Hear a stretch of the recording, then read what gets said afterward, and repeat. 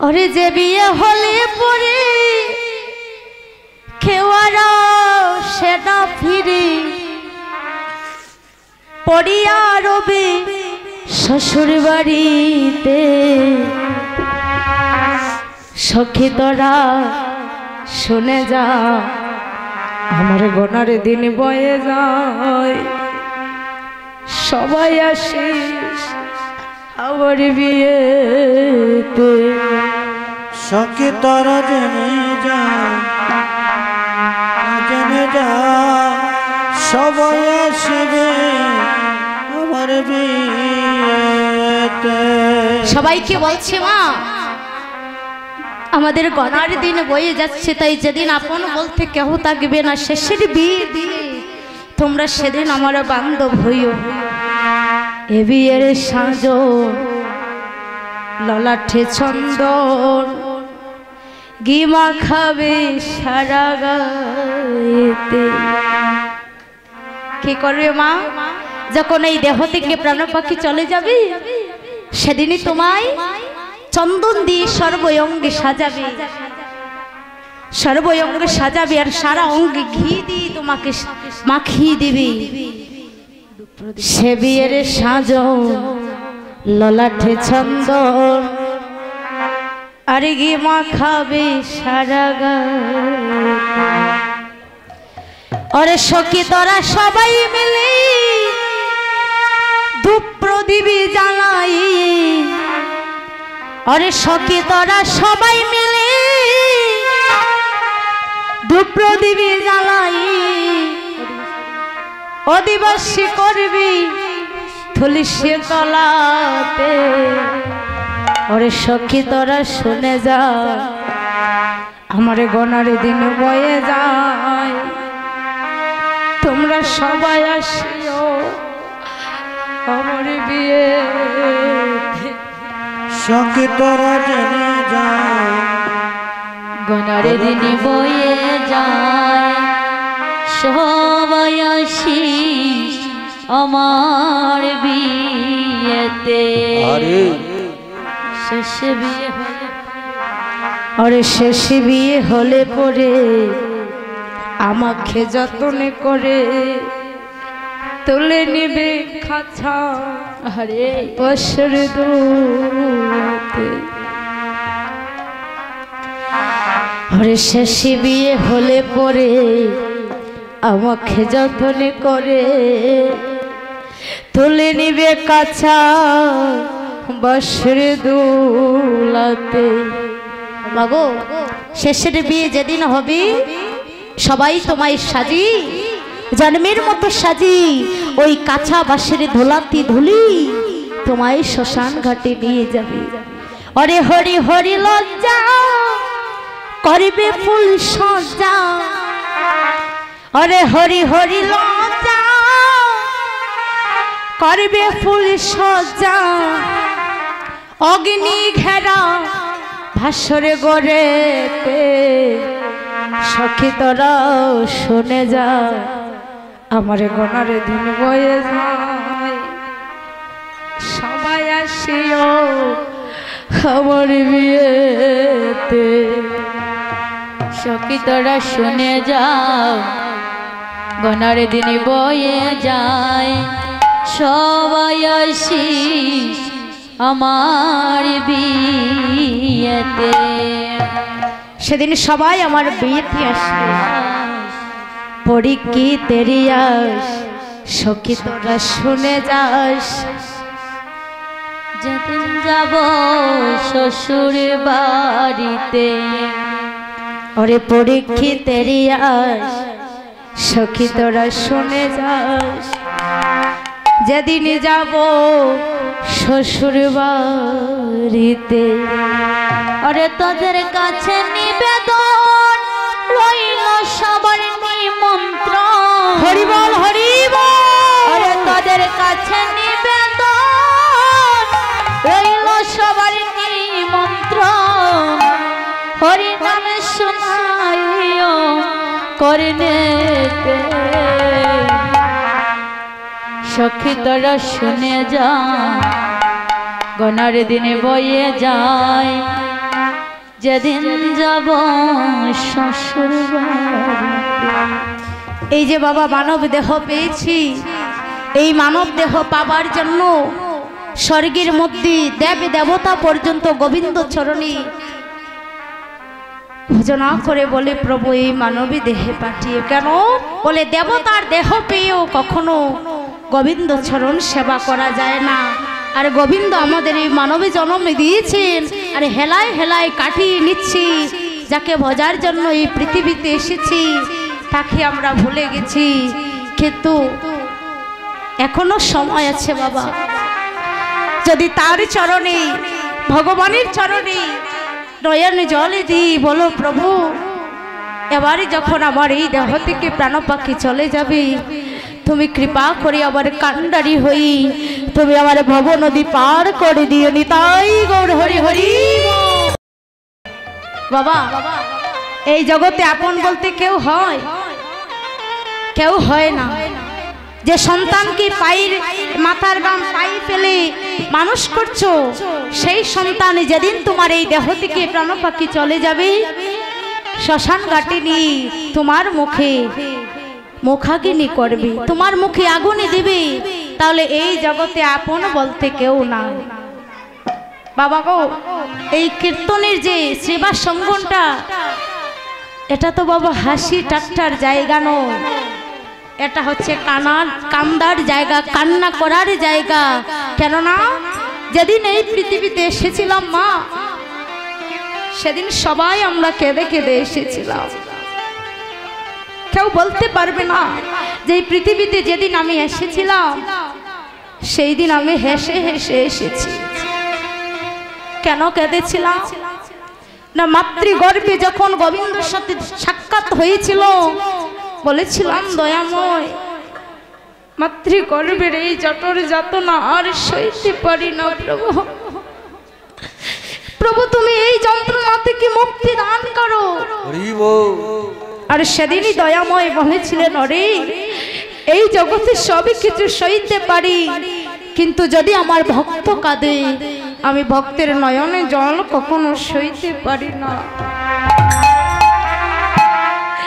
সেই দিন গোবিন্দ দর্শন দিয়ে বলেছিল, ওরে তোকে যে আমি পৃথিবীতে পাঠিয়ে দেব, বলে না রে ওই মায়ের সংসারে গিয়ে কখনো তুই আমায় ভুলে যাবি না তো? বল তুই কখনো আমায় ভুলে যাবি না তো? বলেছিলাম দয়াময় এই পৃথিবীতে এসে আমি তোমায় সেবা না দিই, আমি কোনোদিন সেবা করব না, তোমার নাম ছাড়া মুখে কিছু উচ্চারণ করব না। কিন্তু এই জগতের সংসার মাঝে যখনই আসলাম, যখন মা ডাকতে শিখলাম, বাবা ডাকতে শিখলাম, যেজন আমার পরম পিতা, সেই ভগবানকে আমরা ভুলে গিয়েছি মা। এই জগৎ মাঝে প্রত্যেকে মানুষের মা বিবাহ হয় তিনবার। তিনবার বিবাহ কি করে হয়? যখন আমাদের জন্ম হয় তখন আমাদের প্রথমবার বিবাহ হয়, যখন যুবক যুবতী রূপে পরিণত হই তখন আমাদের বিবাহ হয় দ্বিতীয়বার। আবার বিয়ে কখন হয়? যখন এই দেহ থেকে প্রাণ পাখি চলে যায়, সেদিন আমাদের আপন বলতে কেউ থাকে না, সেদিন আমাদের শেষের বিয়ে হয়। মাগো শেষের বিয়ে হবে যেদিন কোনো সানাই বাজিবে না,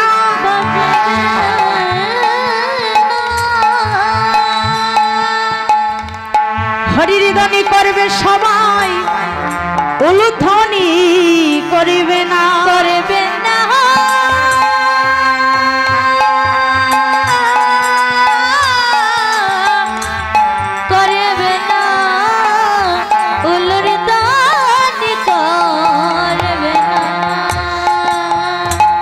সেদিন সবাই কি করবে বাবা? বাঁশের পালকিতে চড়ি চারজন তোমায় কাঁধে নেবে, আর পেছনে সবাই বলবি বলো হরি হরি বলো হরি। সেদিন হরি বল বলি তোমার এই দেহটা নিয়ে যাবে শ্মশান ঘাটে। তাই তো মহাপ্রভুকে ডেকে ডেকে বলছি দয়াময় ও দয়াময়, যেদিন এই জগতে কেউ আমায় ভালোবাসবে না, যেদিন এই জগতে কেউ আমার আপনে বলতে তাকিবে না, ওগো দয়াময়, সেদিনই পাড়ির ঘাটে বসে আমি একা একা দাঁড়াবো। দয়াময় গো, তুমি শেষের দিনে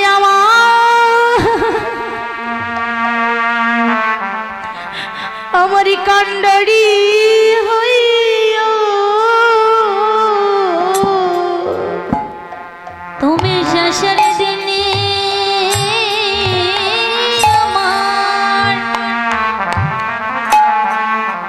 আমার কান্ডারি হইও।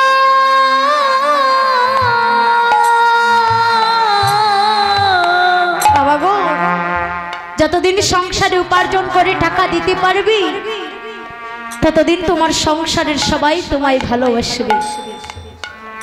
আর যেদিনই দিতে পারবে না, কেউ ভালোবাসবে না। আজকে শরীরে এনার্জি আছে, দাঁড়িয়ে কীর্তন শুনছো, এমনও সময় আসবে বসে কীর্তন শুনতে পারবে না। এমনও সময় আসবে তোমার চোখে দেখতে পাবে না, তোমার এই দেহের বেলে অবসান হয়ে যাবে। করতালি করবে। অমা, কীর্তনে আসলে কিছু কাজ করতে হয়, করতে হয় না? আসলাম আর শুনলাম হয়ে গেল না, মহাপ্রভুর জন্য কিছু করে যেতে হবে। কি করতে হবে? না করতালি দিতে হবে, আর অনুদনি সবাই করবে। আর বাবাদের কি করতে হবে? বলে হরি বলে ধ্বনি করতে হবে আর করতালি দিতে হবে। করতালি দিলে কি হয়? দেহের মধ্যে যত পাপ তাপ রাশি আছে সবে কেটে যায়। যেমন একটা বৃক্ষের নিচে যদি একটা মানুষ বসে থাকে আর ওই বৃক্ষের উপরে যদি দুইটা পাখি বসে থাকে, ওই ব্যক্তি যদি করতালি দেয়, ওই করতালি শুনেই ওই পাখি ভয় চলে যায়। তেমনি যারা করতালি দিবি, দেহের মধ্যে পাপ তাপ রাশি সবই কিছু কেটে যাবে। তাই গৌর হরি বল। গুরু গৌরাঙ্গ, গুরু গৌরাঙ্গ, গুরু গৌরাঙ্গের জয়। গুরু গৌরাঙ্গ, গুরু গৌরাঙ্গ, গুরু গৌরাঙ্গের জয়। দেখি দেখি সবাই মিলে করতালি করবেন। হরে কৃষ্ণ। গুরু গৌরাঙ্গ, গুরু গৌরাঙ্গ, গুরু গৌরাঙ্গের জয়।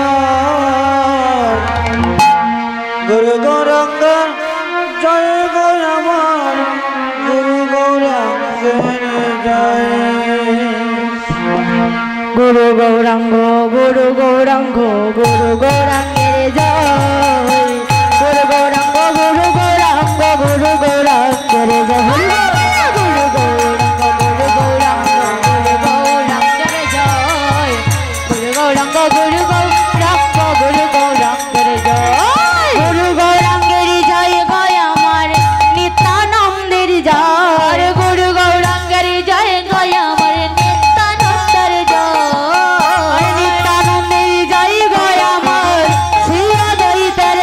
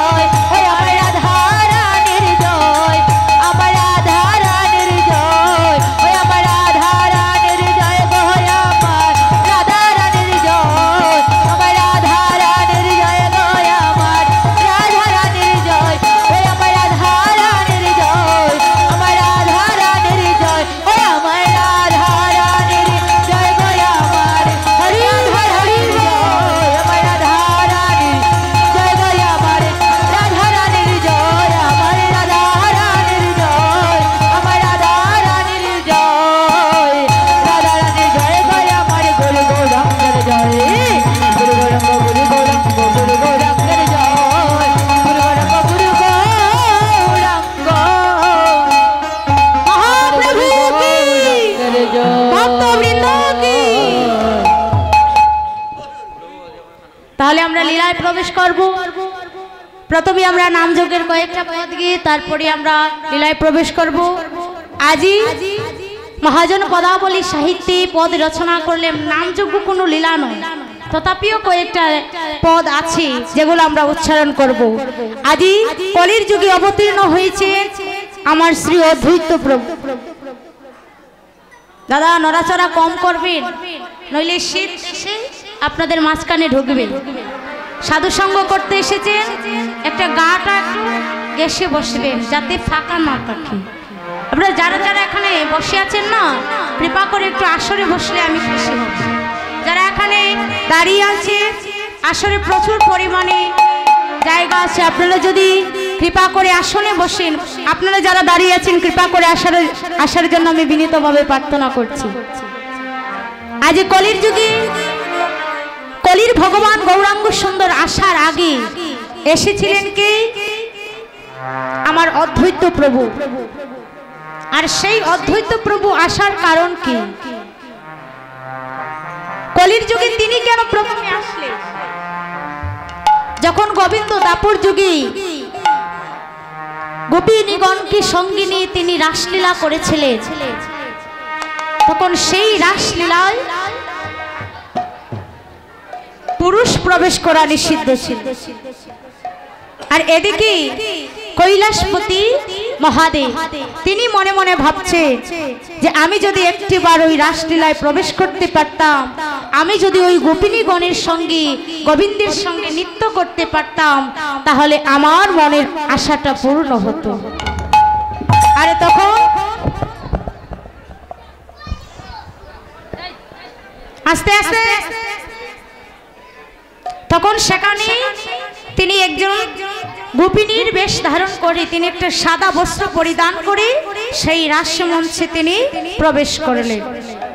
আর যখনই রাসমঞ্চে প্রবেশ করলেন, সবাই যখন নৃত্য করছে, তখন একজন গোপিনী এসে আজ ভগবানকে বলছে যে গোবিন্দ, আজকে যে আমরা নৃত্য করছি, আজকের নৃত্যের মধ্যে কোনো আনন্দ খুঁজে পাচ্ছি না।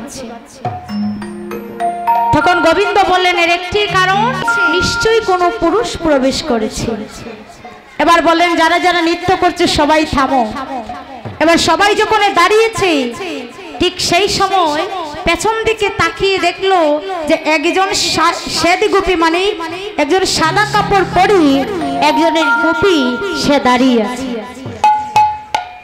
এবার যখন গোপী দাঁড়িয়ে আছে সাদা কাপড় পরে, বাবা তার ঘুমটাটা একেবারে বাড়িয়ে দিয়েছে যেন তার মুখ দর্শন করে না।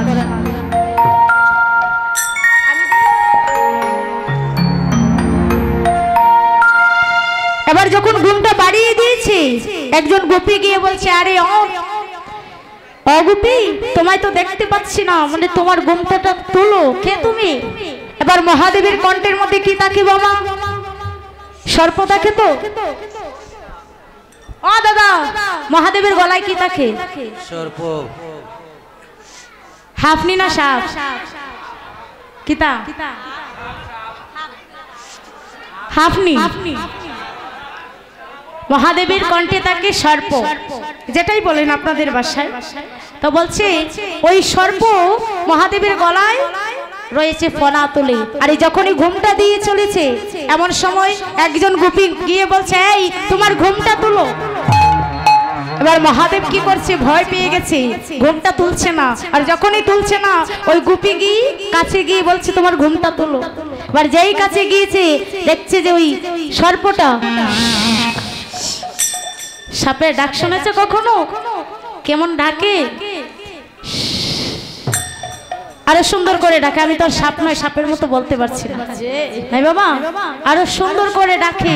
ওই সাপের শব্দ শুনে ওই গোপিনী ভয় পেয়ে গেছে, বলে কি শব্দ করছে ওর ভিতরে? যেই বাবা ঘুমটা খুলেছে, ঘুমটা খুলে দেখছে যে যাকে কোটি জন্মের তপস্যায় পাওয়া যায় না, সেই মহাদেব আজ রাসমঞ্চে প্রবেশ করেছেন। তাই আর সেই মহাদেবকে দর্শন করে সবাই চমকে উঠলো, বলে একই আপনি একজন পুরুষ হয়ে এই রাসমঞ্চে প্রবেশ করেছেন, এটা তো গুরু অপরাধ করলেন। তখন ভগবান শ্রীকৃষ্ণ ওনার পানে তাকিয়ে কিছু বলতে পারছেন না। আর মহাদেব তাকিয়েছেন ভগবান শ্রীকৃষ্ণের পানে। যেই ভগবান শ্রীকৃষ্ণের পানে তাকিয়েছে, ভগবান শ্রীকৃষ্ণ তার দিকে না তাকিয়ে আজ নয়নটা ভূমির দিকে দিয়ে আজ দাঁড়িয়ে রয়েছে, মানে কিছু বলছে না। সবাই দাঁড়িয়ে দিচ্ছে, তুমি চলে যাও। এই রাসমঞ্চে কেবল নারীরা, কেবল গোপিনীগণরা এই রাসমঞ্চে প্রবেশ করতে পারে, কোনো পুরুষ এখানে প্রবেশ করতে পারে না। আচ্ছা বাবা, এখানে যারা যারা বসে আছো হাত তুলো তো, কারা কারা পুরুষ আছো? কারা কারা পুরুষ আছো এখানে হাত তুলো। আচ্ছা এবার নামাও নামাও, আমি বলি এবার কিসের জন্য বলছি। বলে কৃষ্ণ ভজনে যদি আসো, যদিও তুমি পুরুষ, তোমাকে পুরুষ ভাবলে হবে না, তুমি হয়ে যাবে নারী। এখানে যারা যারা আছে সবাই হচ্ছে নারী, আর একমাত্র পুরুষ হচ্ছে না রাধা গোবিন্দ। হরি বল। তাই মহাদেব ভাবলেন, প্রভু তুমি অকারণে তোমার ভক্তদের সঙ্গ ছাড়া আমায় করলে, আজ সবাই আমাকে তাড়িয়ে দিচ্ছে, তুমি কিছু বলছো না। তবে শোনো প্রভু, তুমি যে প্রেম শুধু গোপিনীগণের মধ্যে বিলিয়ে দিলি, যে প্রেম শুধু বৃন্দাবনে দিলি, আমি সেই প্রেম তোমার আগে কলির যুগে গিয়ে কলির জীবের দাঁড়িয়ে দাঁড়িয়ে সবার কাছে বিতরণ করে আসবানি। তাই গুরু হরি। আর সেই অদ্ভুত প্রভু তিনি এবার কলির যুগে সর্বপ্রথমে আসলেন, যিনি ছিলেন দাপর যুগের মহাদেব। আর সেই অদ্বৈত প্রভু তিনি এবার কলির যুগে এসে কলির জীবের এই দুর্দশা দেখে তিনি ভাবছেন,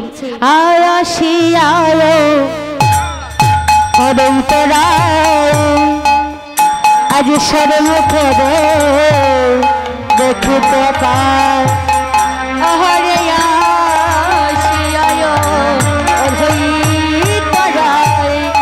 আজ সর্বমুখে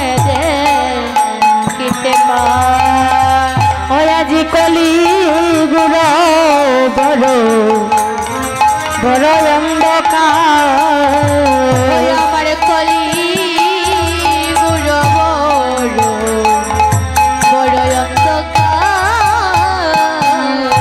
অরে নাহি হরি হরি ভক্তের লেশ, অরে মায়া মুগ্ধ সর্বদা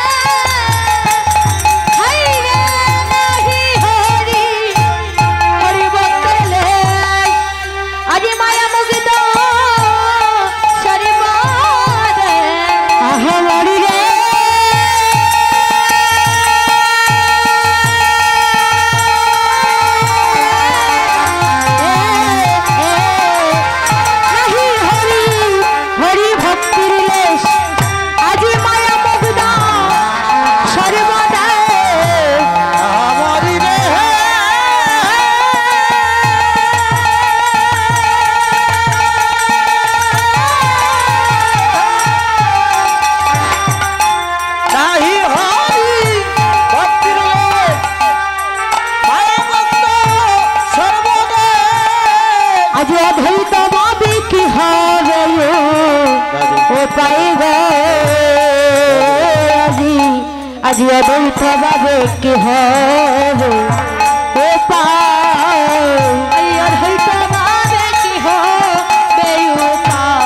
উপায় গো, আজি অদ্বৈত ভাবে কি হবে উপায়। আরে একা আমি কি করিব, আরে দূষরা মা কোথায় পাব, একা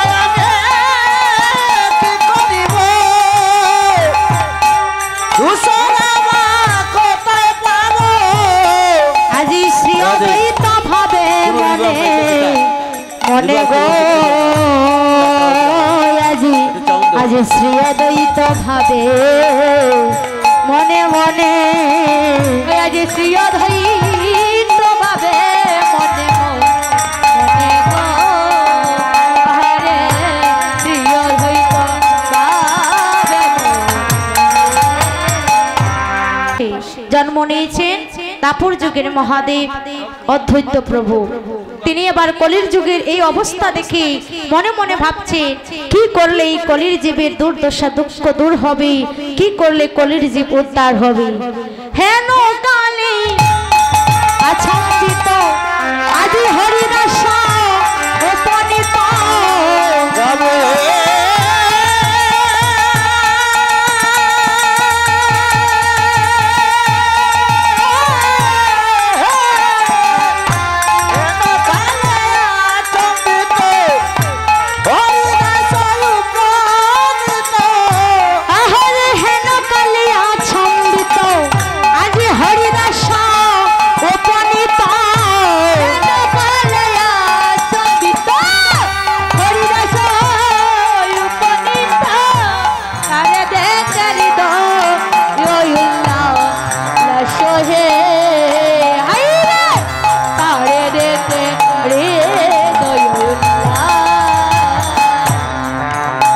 অদ্ভুত প্রভু মনে মনে ভাবছে কি করলে কলির জীবকে মুক্তির পথে নেওয়া যায়। সেই সময় সেখানে উপস্থিত হলেন হরিদাস ঠাকুর, যিনি এই কলির যুগে জন্ম নিয়েছিলেন, হিন্দু পরিবারে জন্ম নিয়েছিলেন, কিন্তু পালিত হয়েছিলেন মুসলমানের ঘরে, যার নাম ছিল হারিস। আর সেই হারিস যখন কৃষ্ণ নাম করত, 22 বাজারে তাকে বেত্রাঘাত করা হতো বলে মুসলমানের ঘরে জন্ম নিয়ে সে কৃষ্ণ নাম করি তাকে 22 বাজারে বেত্রাঘাত করো, আর তাতেও যদি প্রাণ ত্যাগ না করি তাহলে তাকে যমুনার স্রোতে ভাসিয়ে দাও। তখন অদ্ভুত প্রভুকে নেই হরে কৃষ্ণ, তখন হারিসকে 22 বাজারে বেত্রাঘাত করেছিল। বাবা আজকে যদি কীর্তন করতে এই যে মায়েরা এখানে এসেছেন, বাবারা এসেছে, একটু ঠান্ডা যদি লাগে কালকে আর কেউ কীর্তন শুনতে আসবে না, কি বাবা আসবে? কিন্তু হরিদাস ঠাকুর যে হারিসকে 22টি বাজারে বেত্রাঘাত করেছে দিনে রাতে 24 ঘন্টা। আপনারা বলবেন যদি মনে করেন কৃষ্ণ নামে আসার জন্য আপনার বড় ভাই আপনাকে মারে, পরের দিন আপনি আর কৃষ্ণ নামে আসবেন। কৃষ্ণ ভজন করতে গিয়ে যদি আপনাকে কেউ নিন্দা করে আপনার আর কৃষ্ণ নাম নিতে আসবেন না। কিন্তু হরিদাস ঠাকুর যাকে 22টি বাজারে, একে দুইটা নয় 22টা বাজারে দিনে রাতে 24 ঘন্টা যাকে বেত্রাঘাত করা হয়েছিল, তথাপিও কৃষ্ণ নামে বদন থেকে ছাড়ে। আর সেই হরিদাস ঠাকুর যখন অদ্বৈত প্রভুর কাছে আসলে, যখন তাকে 22 বাজারে বেত্রাঘাত করে যমুনার স্রোতে ভাসিয়ে দিয়েছিল, তখন ওই মরা দেহে কৃষ্ণ নাম বলছে ভাসতে ভাসতে এদিকে শান্তিপুরে। অদ্বৈত প্রভু ভাবলা বৃক্ষের নিচে যখনই তিনি ধ্যানে ছিলেন, তখন হঠাৎ করে কৃষ্ণ নাম শুনতে পেলেন। আর ওই ধ্বনিটা কোথায় থেকে আসছে না, যমুনার দিক থেকে আসছে। আর যখনই যমুনায় গেলেন, গিয়ে দেখছেন একটা মরা দেহ, আর সেই মরা দেহ কৃষ্ণ নাম করে। বাবা গো, অনেকেই বলি আমরা যেন মৃত্যুর সময় গোবিন্দ তোমার নামে মুখে নিয়ে মরতে পারি। বাবা গো, মৃত্যুর সময় কৃষ্ণ নাম এমনিতে আসবে না। ভগবান গীতায় বলেছে, হে অর্জুন, জ্ঞান থেকে ধ্যান বড়, ধ্যান থেকেও অভ্যাস বড়। যাজন অভ্যাস করতে পারে, যেজন কৃষ্ণ নাম নীতি নীতি অভ্যাস হয়ে যাবে, তার মৃত্যুর সময়ও তার মুখে কৃষ্ণ নাম উচ্চারণ হবে। ভগবান চেনা যায় চরণে, আর মানুষ চেনা যায় মরণে। তুমি সারা জীবনে যা করবে, মৃত্যুর সময় সেই চিন্তাই তোমার মনে উদয় হবে। তুমি যদি সারা জীবন তোমার সন্তানে নিয়ে ভাবো, মৃত্যুর সময় তোমার সন্তানের কথাই মনে হবে। সারা জীবনে যদি তুমি তোমার গোবিন্দকে নিয়ে ভাবো, নাম উচ্চারণ করো, তাহলে মৃত্যুর সময়ও তোমার গোবিন্দ নাম উচ্চারণ হবে। আজ অদ্বৈত প্রভু যখন দেখলেন মরা দেহে কৃষ্ণ নাম করছে, আর অদ্বৈত প্রভু গিয়ে ওই হারিসকে যখন স্পর্শ করলেন, স্পর্শ করা মাত্রই আজ হারিস চেতন শক্তি পেয়ে বলছে, প্রভু তুমি আমায় স্পর্শ করলে কেন? তুমি কি জানো না আমি যে একটা মুসলমান পরিবারের সন্তান, আমায় কেউ ভালোবাসে। তখন অদ্বৈত প্রভু বলছে, যার মুখে কৃষ্ণ নাম সে হারিস হবে কেন? আজ থেকে তোমার নাম রাখলাম হরিদাস। নিতাই গৌর হরি হরি। তখন অদ্ভুত প্রভু বলছে, হে হরিদাস, বলো এই কলির জীব আমি কেমন করে উদ্ধার করব, কি করলে গোলকের হরি পৃথিবীতে আসবে? তখন হরিদাস ঠাকুর আজি প্রণাম করে বলছে, আরে ভালো হলো আইলা তুমি, আরে পাপরে পড়েছি আমি। হরি হরি। ভালো হলো আইলা তুমি, আমি পাপরে পড়েছি আমি। তুমি প্রভু কেয়ানিতে করো সূত্র, হইরে প্রভু কেয়ানিতে।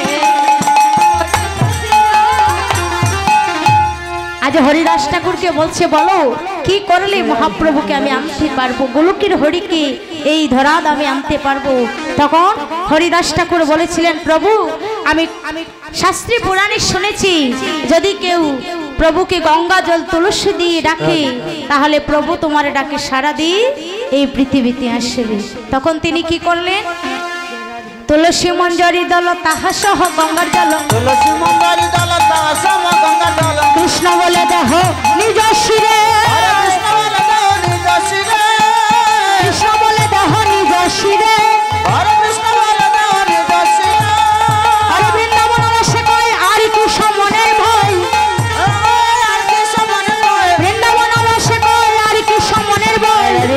আর কি সমনের ভয়। গৌরাইলা নদী নগরে হরি হরি মহাপরি রে, গৌরাইলা গৌরাইলা গৌরাইলা নদী নগরে। আমার প্রেমের ঠাকুর আজি নই দয়াল, আমার প্রেমের ঠাকুর নই দয়াল। সবাই প্রেমানন্দ হরি একবার হরি হরি বলো। আমার প্রেমের ঠাকুর আজি নই দয়াল, সবাই প্রেমানন্দে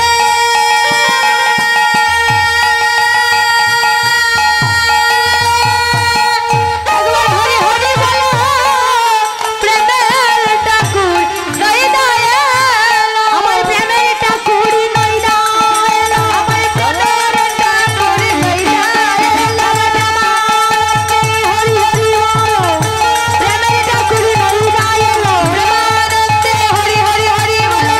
প্রেমের ঠাকুর নই দয়াল। হরি বল হরি বল হরি বল হরি বল হরি বল হরি বল হরি বল হরি বল। মহাপ্রভু উদয় হয়েছে শ্রীদাম নবদ্বীপে কোন মাসে? পূর্ণিমা তিথিতে। তাই সবাই মিলে উলধ্বনি করবেন, ফাল্গুন পূর্ণিমা তিথি। সবাই মিলে করতালি মা উলধ্বনি সহ সবাই, দাদাভাই ছোটদা মিষ্টিটা যারা আছে সবাই মিলে। হাইরে ফাল্গুন পূর্ণিমা তিথি, নক্ষত্রে ফাল্গুনি হেমকাল জন্ম নিলেন গৌর গুণমণি গো। ফাল্গুন পূর্ণিমা তিথি গো, ও হাইরে ফাল্গুন পূর্ণিমা তিথি, নক্ষত্রে ফাল্গুনি হেমকাল জন্ম নিলেন গৌর গুণমণি গো। ফাল্গুন পূর্ণিমা তিথি গো, হাইরে জয় জয় কালা রব আজি নদিয়া নগরে।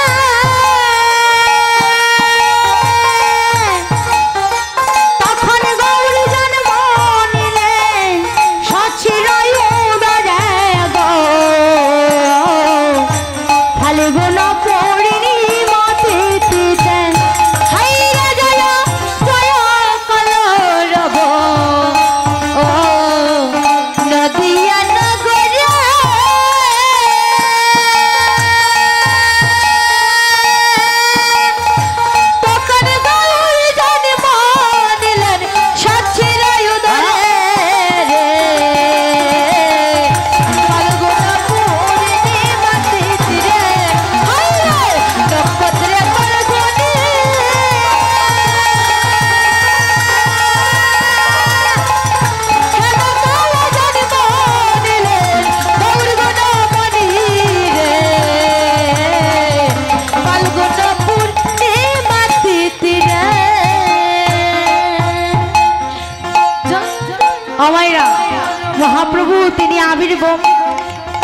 অবতীর্ণ হয়েছেন, ওনার আবির্ভাব হয়েছে, আপনারা উলুধ্বনি করবেন না? সবাই মিলে উলুধ্বনি করে নিতাই গৌর হরি বল। সবাই মিলে মহাপ্রভু কি, মহাপ্রভু কি, নবদ্বীপ ধাম কি। আজ মহাপ্রভু যখন জন্ম নিলি, নামযজ্ঞের অনেক আলোচনা আছে বাবা, আমাকে যেহেতু রূপ অনুরাগ কীর্তন করতে হবে তাই আমি সংক্ষিপ্তভাবে করে দিচ্ছি। আজ মহাপ্রভু নিত্যানন্দকে দেখে বলছেন যে নিতাই তুমি জীবের দ্বারে দ্বারে হরিনাম বিতরণ করে দাও। তাই সবাই মিলে আমরা করতালি দিয়ে গাইব। আজ নিত্যানন্দ প্রভু সবার দ্বারে দ্বারে কৃষ্ণ নাম বিতরণ করছে। আজি অগ্রদ পরমানন্দ নিত্যানন্দ ওই আজি অগ্রদ পরমানন্দ নিত্যানন্দ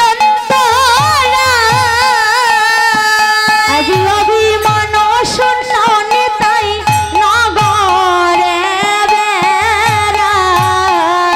ওই আজি অভিমান শূন্য নিতাই নগরে বেড়াই। হরে অগ্রদ পরমানন্দ নিত্যানন্দ হরে অগ্রদ পরমানন্দ নিত্যানন্দ হরে যারে দেখে তারে বলে দন্তে তৃণধরি। ও নিতাই যারে দেখে তারে বলে দন্তে তৃণধরি। তোমরা আমার কি দিয়ালো বলো গৌর হরি। ও তোমরা আমার কি দিয়ালো বলো গৌর হরে। হরে অক্রুদ পরমানন্দ নিত্যানন্দ হরে অক্রুদ পরমানন্দ নিত্যানন্দ হরে পতিত চণ্ডাল জনার দ্বারে দ্বারে গিয়া হরে পতিত কঙ্গাল জীবের দ্বারে দ্বারে দয়া। অনিতাই হরি নাম মহামন্ত্র দিলেন বিলাইয়া। অনিতাই হরি নাম মহামন্ত্র দিলেন বিলাইয়া। হরে অক্রুদ পরমানন্দ নিত্যানন্দ হরে অক্রুদ পরমানন্দ নিত্যানন্দ হরে হেন অবতারে যারে রতি না জন্মিল। ও হরে হেন অবতার যার রতি